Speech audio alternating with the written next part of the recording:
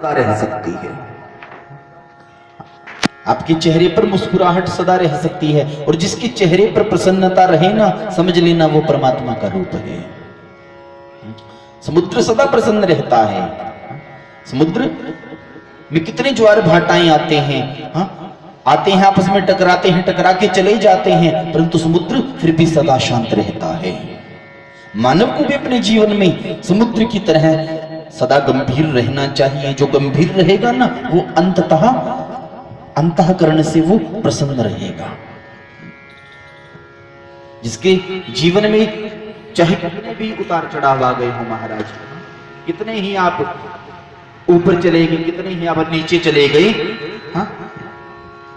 परंतु आपके जीवन में फिर भी सदैव प्रसन्नता है, सदा आप प्रसन्न रहते हो। यह आपका मूल स्वभाव है।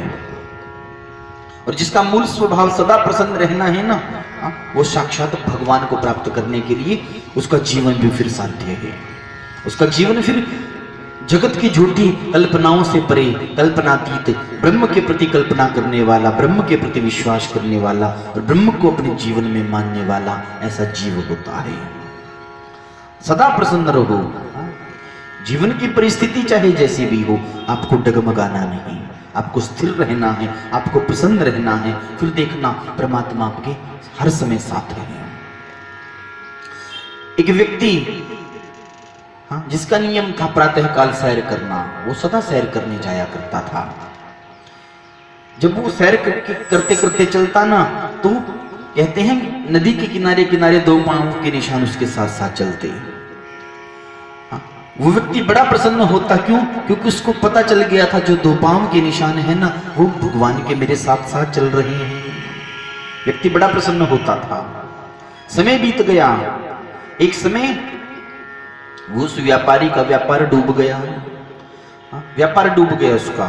रिश्तेदारों ने साथ छोड़ दिया, मित्रों ने साथ छोड़ दिया, सब छोड़ के चले गए। परंतु उस व्यक्ति की सैर नहीं छूटी। आज भी वो सैर करने जब सुबह को गया तो देखा जो पांव के निशान थे वो केवल दो रह गए। दो पांव के निशान रह गए।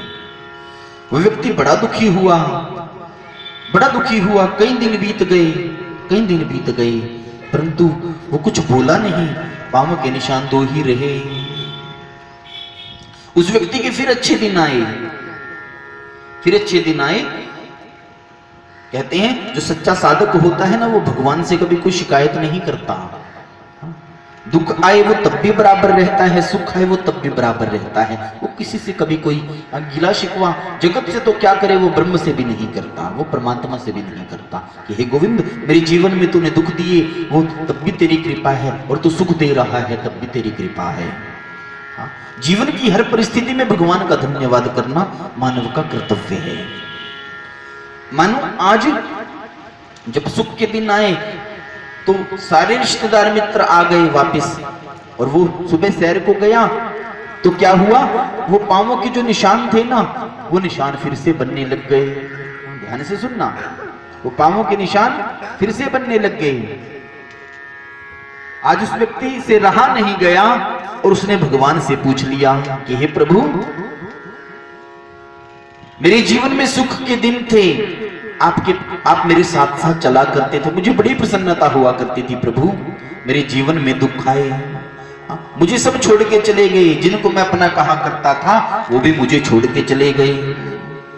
परंतु मेरे जीवन में फिर से सुख आए।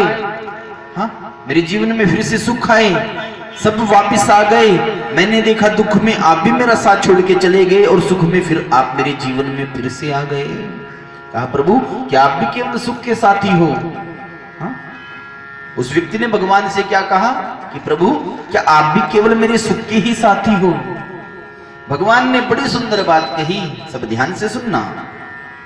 भगवान ने कहा, अरे मेरे प्यारे, तेरे जीवन में सुखों की छाव थी, तब मैं तेरे साथ साथ चलता था। तब मैं तेरे साथ साथ चलता था। तेरे जीवन में दुख आए, तेरा सबने साथ छोड़ दिया। तेरे मित्र, तेरे रिश्तेदार, तेरे बेटे, तेरी पत्नी, सबने साथ छोड़ दिया।